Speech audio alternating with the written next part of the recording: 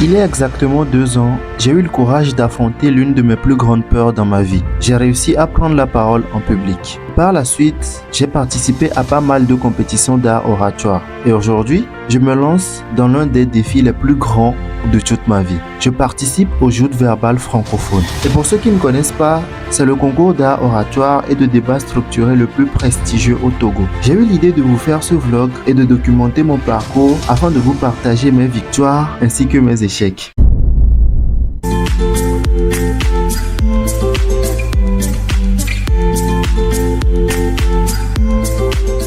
Là, je suis presque arrivé. Nous allons bientôt prendre le bus pour le départ. Vous admirez un peu le paysage.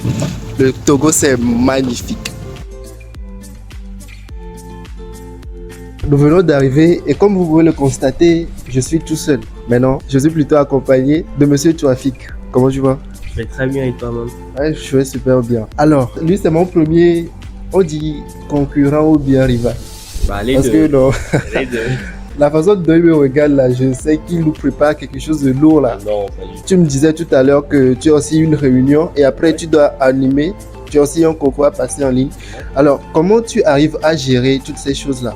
Disons, la première des choses, en fait, c'est que il faut pas se mettre dans la peau de quelqu'un qui est là à enseigner.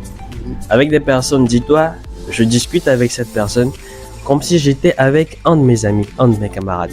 En réalité, vous allez voir que vous tirez nos camarades, il n'y a pas de formalisme. On se met au même niveau.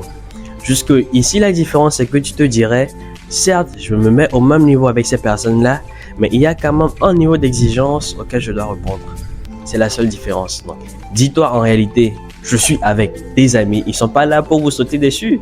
Mais non, vous êtes tous là pour apprendre, échanger. Et s'il y a des points où ça ne va pas, très rapidement, ça va se corriger. Donc, c'est pas la peine de se mettre tout en stress. Il faut vivre en réalité le moment présent. Évitez de se dire, et si je cafouillais, si je ratais, vivez l'instant présent. À la seconde où vous parlez, tant que vous sentez que vous êtes en bon état, vivez ce bon état-là. Là, je suis avec Oreta. Salut Oreta. Bonjour Condi. Ah, tu vas bien, j'espère. Je vais bien. Quel conseil tu donnerais à une personne qui a peur de parler en public? Moi, je dirais à une personne qui a peur de parler en public d'oser, de ne pas avoir peur du regard des gens. Parce que si nous hésitons à faire certaines choses, c'est parce qu'on se dit que certainement l'autre là va nous juger. Je sais pertinemment que ce n'est pas facile. Je suis oratrice, je continue par prendre la parole et chaque fois c'est un peu différent parce que ce n'est pas facile. C'est tout un art qui s'apprend, qui se maximise, qui se développe, qui s'agrandit. Donc je dirais à cette personne d'oser, d'avoir toujours confiance en soi. Dans une foule, vous adressez le micro à une personne, vous allez voir la personne indiquer que moi, non, c'est toi. Donc il faut oser. Il faut oser prendre la parole.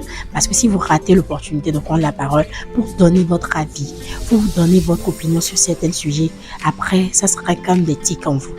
Vous aurez des regrets comme quoi j'aurais pu dire cela, mais je n'ai pas fait tout simplement parce que j'ai eu peur. Sinon, je n'ai pas osé. Bonjour, bienvenue à cette belle journée qui s'annonce de très belles auspices. Nous sommes prêts à prendre le vol en direction de Fogon, la belle ville, pour nous soumettre à cet exercice éliminatoire. Sur ce, on se dit à très bientôt, si je m'en sors bien évidemment.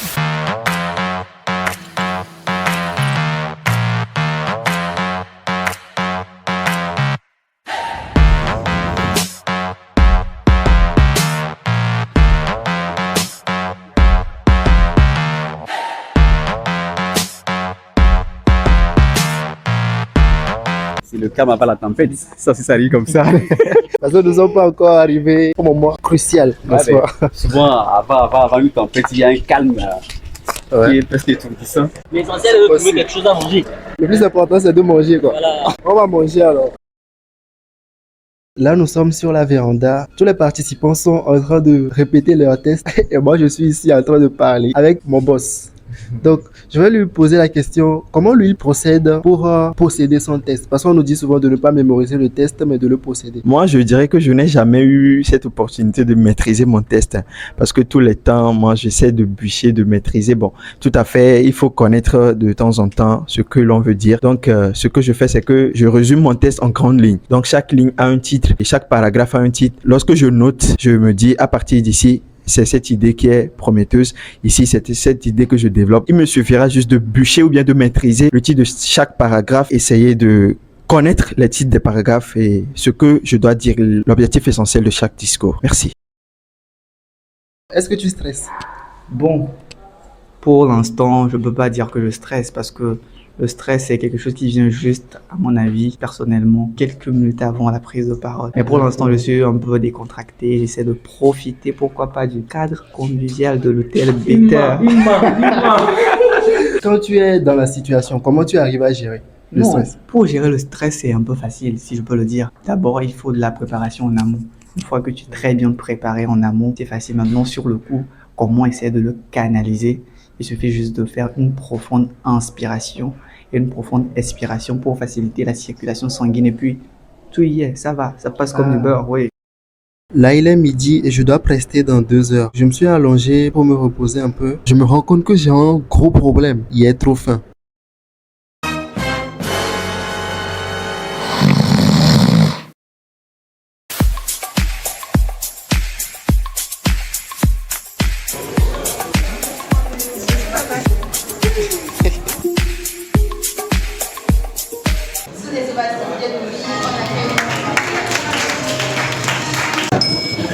Mesdames et messieurs, je suis tombé amoureux.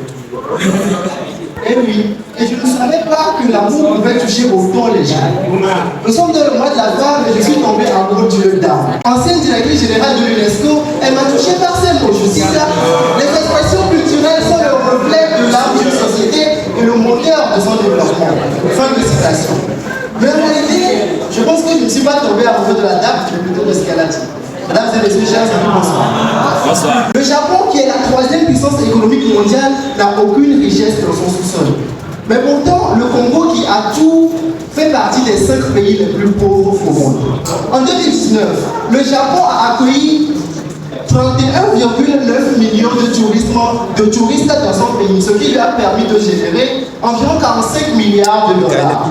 Et en considérant que le budget annuel du Togo est de 3,5 milliards, nous pouvons en déduire qu'une seule année de tourisme au Japon peut nourrir le Togo pendant plus de 12 ans.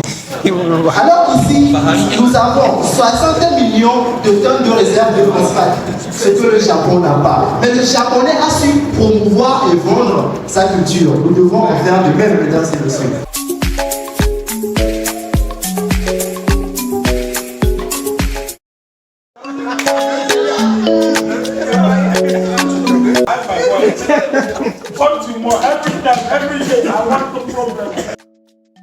Là, on est prêt à attaquer la journée. Nous sommes le lendemain, c'est-à-dire dimanche, après les épreuves éliminatoires. Ce matin, avec le jogging, j'essaie de réchauffer le corps, quartier sportif et en même temps aussi écologique. Voilà. Exactement. Nous allons poser des actions pour protéger l'environnement.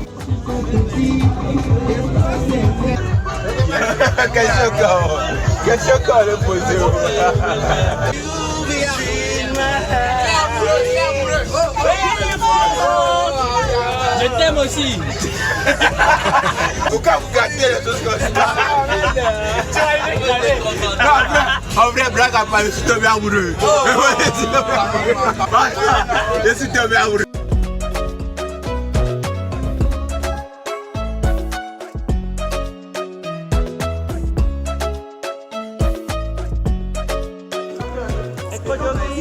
Bougeons et sauvons la planète.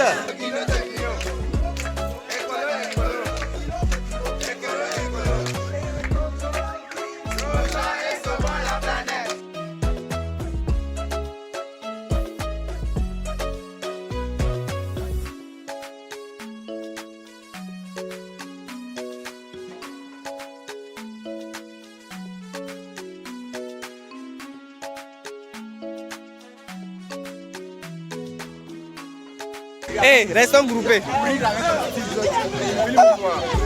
Les gars, voilà. Charismatique. Oui, on est là. Hey! Fais doucement. Toi, tu m'as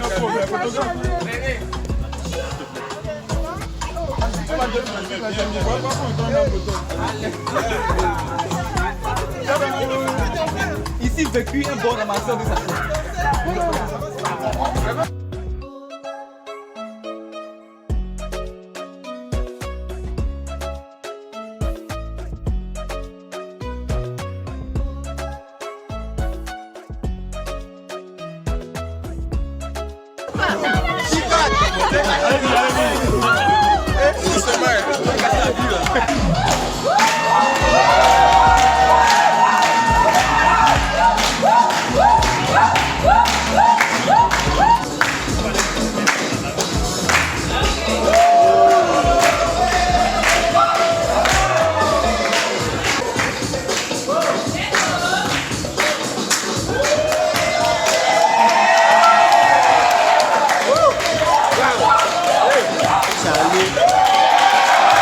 Les amis, on a passé un très bon séjour à Vaughan et là on s'apprête à rentrer. Là je suis dans la chambre d'hôtel. Il y a les autres qui m'attendent déjà dans le bus pour pouvoir rentrer à Lomé.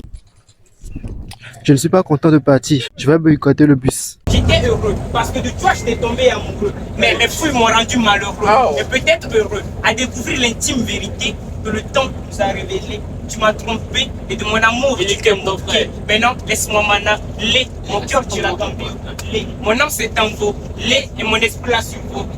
Mais tu ne souhaites même pas me consoler. Malgré que tu vois mes larmes couler. Dans ton cœur tu m'as isolé. Et jamais tu me dirais ça désolé.